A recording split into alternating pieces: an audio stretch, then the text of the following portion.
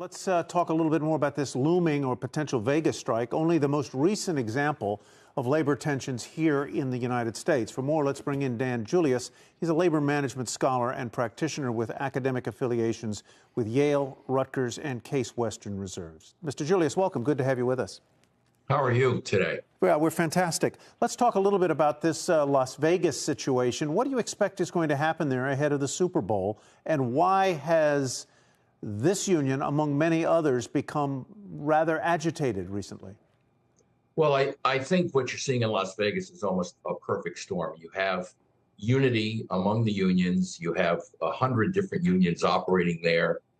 You have a labor market which is a tight labor market in the sense that these places need these individuals. There was an exodus of hospitality workers during the pandemic. And now you have a major event coming, similar to the Formula One in a way. And there is no way that the power structure in the city wants a labor strike at this time. Keep in mind also, these are the unions that gave Joe Biden Nevada by 2%. They were out there, and there are strong connections there.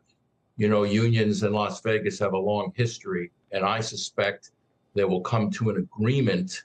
I don't know the details, but I suspect they'll come to an agreement rather than have labor strife during the Super Bowl. Well, because there is competition for labor in Las Vegas, and, you know, the housekeepers matter. Let me ask you about this sticking point that I was told about. Is it typical to have wages at a smaller company be on par with wages at a much bigger company?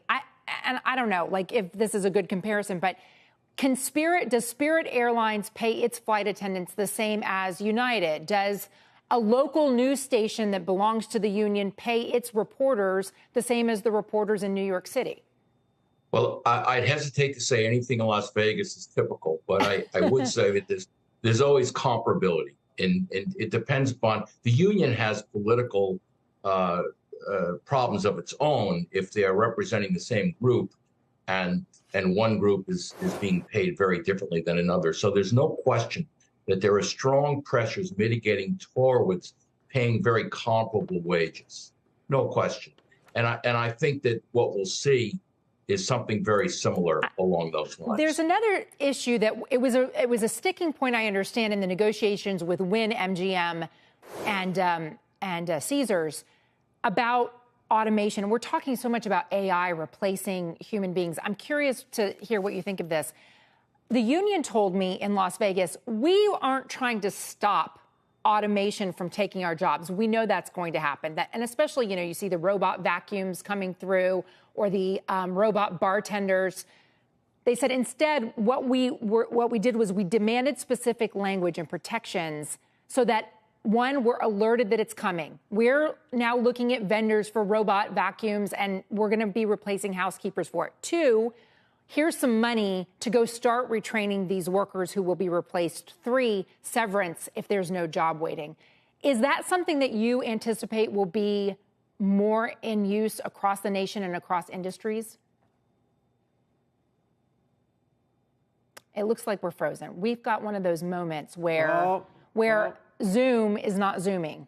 There's a problem with Teams and... But what do you think? Like, you know what I'm saying? We are talking all the time about whether AI is taking over, but already if you are a clerk and a cashier, you're seeing your jobs replaced by customers being able to go in and do their own thing. You know, your own. So he's back. Okay, we get his answer there. Dan, did you hear the question? Sorry.